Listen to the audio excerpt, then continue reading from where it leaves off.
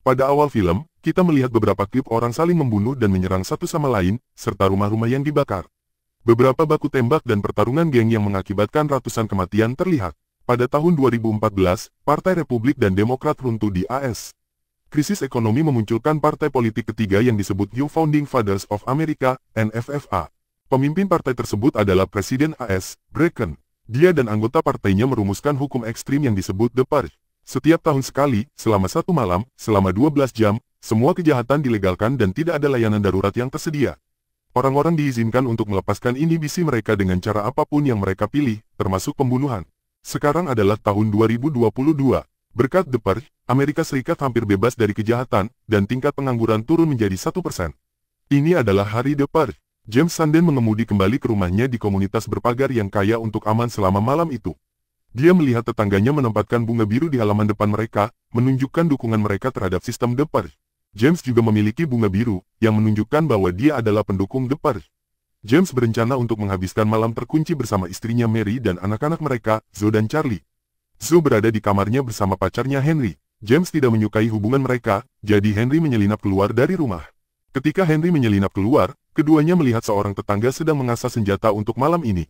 Saat Mary menempatkan bunga di halaman mereka, tetangga yang menjengkelkan, Grace Faron, mendekatinya dengan membawa beberapa kue. Keduanya berbicara tentang penguncian yang akan terjadi dalam 1 jam dan berpisah. Anak James, Charlie, terlihat bermain dengan mainan robot menyeramkan, Timmy. Malam itu, keluarga tersebut makan malam bersama dengan bahagia dan pergi ke ruang belajar mereka untuk mempersiapkan The Purge. Pertama, James menyalakan kamera pengawas yang ditempatkan di sekitar rumah. Kemudian, dia menyalakan sistem keamanan yang menurunkan pintu dan jendela logam, menutup semua kemungkinan celah di rumah. Terakhir, dia mengeluarkan pistol dari brankas untuk perlindungan. Kemudian keluarga tersebut duduk untuk menonton inisiasi resmi The Purge di TV. Diumumkan bahwa The Purge telah sepenuhnya berjalan. Senjata kelas 4 atau di bawahnya sekarang legal. Namun, semua senjata lainnya dibatasi. Pejabat pemerintah dengan peringkat 10 atau lebih tinggi kebal terhadap The Purge, sehingga serangan terhadap mereka tetap dianggap ilegal. Setelah sirine berbunyi, semua kejahatan termasuk pembunuhan akan legal selama 12 jam terus-menerus. Polisi, pemadam kebakaran, dan layanan medis darurat lainnya tidak akan tersedia. Setelah siaran selesai, sirine mulai berbunyi, menunjukkan bahwa The Purge telah dimulai. James memberitahu anak-anaknya bahwa karena mereka mampu membayar perlindungan, mereka akan baik-baik saja. Zoe kemudian kembali ke kamarnya. Charlie, di sisi lain, tampaknya tidak menyukai ide The Purge, tetapi James mencoba membuatnya mengerti, mengatakan bahwa hal itu memungkinkan orang untuk melepaskan frustrasi mereka. Dia juga kemudian pergi ke kamarnya. Zoe mendengar suara gedebuk di kamarnya dan menemukan Henry, yang telah menyelinap sebelum sistem keamanan diaktifkan.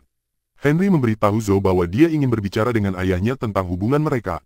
Karena James tidak bisa mengusirnya dari rumah pada saat ini, dia berpikir ini adalah waktu yang tepat untuk meyakinkan ayahnya. Semua orang di rumah bersantai, sementara Charlie bermain dengan robotnya, Timmy. Dia menggerakkan Timmy di sekitar rumah, mengawasi semuanya melalui kamera Timmy. Dia mengirim Timmy ke ruang belajar dan menonton rekaman pengawasan. Dia melihat seorang pria berlari dari seseorang, dan berdiri tepat di depan rumah mereka. Charlie berlari untuk menonton rekaman pengawasan dari dekat, dan melihat seorang pria memohon bantuan di luar rumah mereka. Untuk membantunya, Charlie membuka pintu logam. Pada saat yang sama, Henry berjalan menuju kamar James untuk berbicara dengannya. Menyadari bahwa Charlie telah membuka pintu logam, James berlari ke ruang belajar dan dengan cepat menurunkan pintu logam lagi. Namun, pria itu sudah masuk. James, Mary, Charlie, dan pria itu berada di ruangan ketika tiba-tiba, Henry menembak James dari tangga. Dia ingin membunuh James agar bisa bersama Zoe. Keduanya saling menembak dan Henry tertembak. Melihat ini, Zoe menyelamatkan Henry dan membawanya pergi. Setelah itu James melihat pria asing itu juga hilang. Untuk memastikan keselamatan keluarganya, James membawa keluarganya ke ruang aman dan pergi mencari Zoe.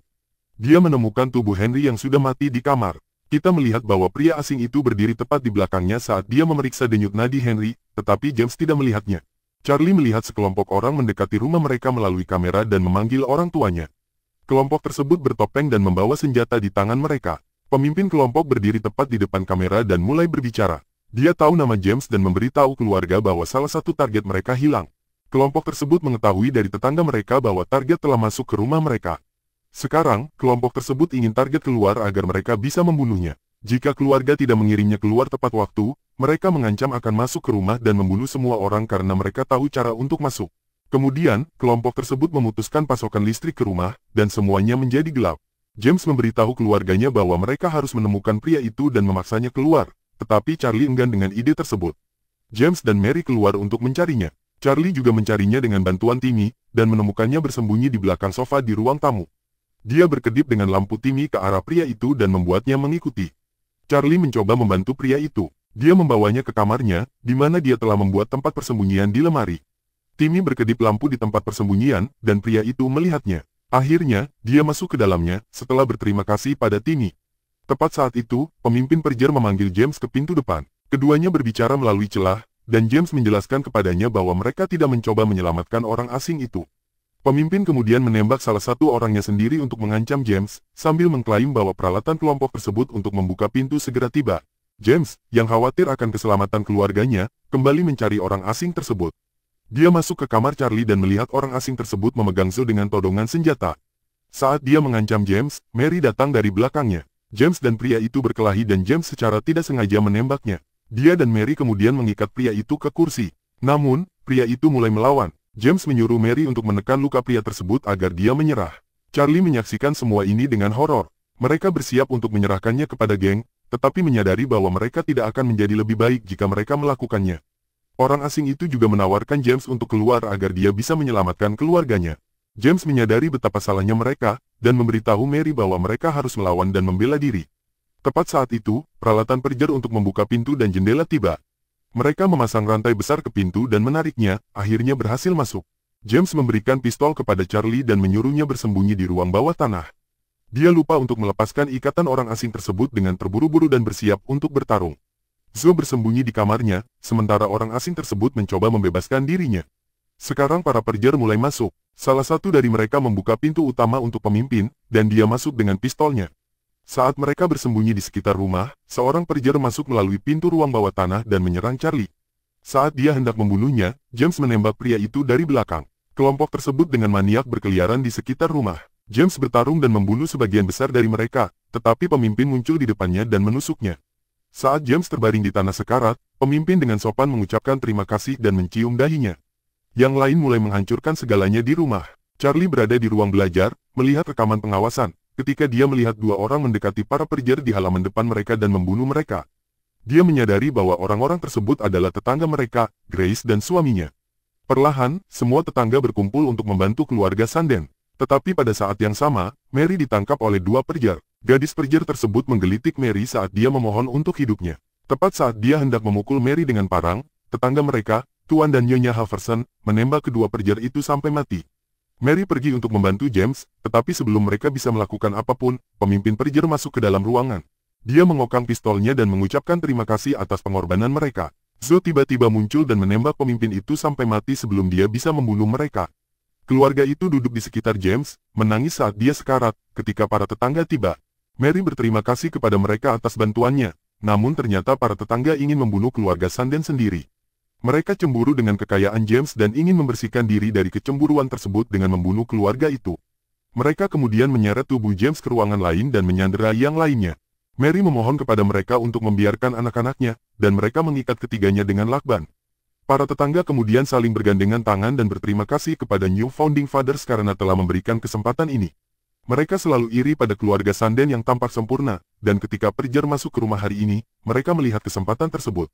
Saat mereka hendak menyakiti keluarga itu, pria asing dari sebelumnya menyelamatkan mereka. Dia menembak Tuan Halverson sampai mati dan menodongkan pistol ke arah Grace.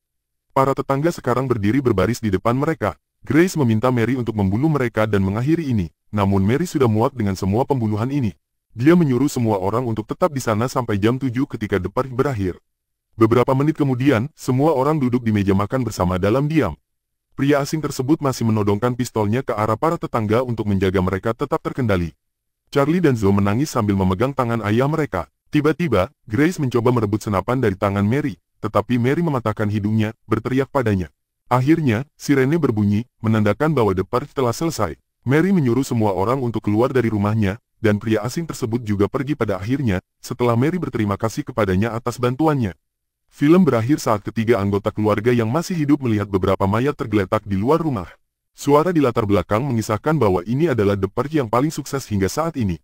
Reporter berita lainnya mengklaim bahwa jalan-jalan di Los Angeles penuh dengan mayat dan pasar saham telah naik ke titik tertinggi. Di akhir, seorang pria mengatakan bahwa dia tidak lagi bangga menjadi orang Amerika, karena kedua putranya meninggal dalam The Party. Itulah rekap saya untuk film The Purge.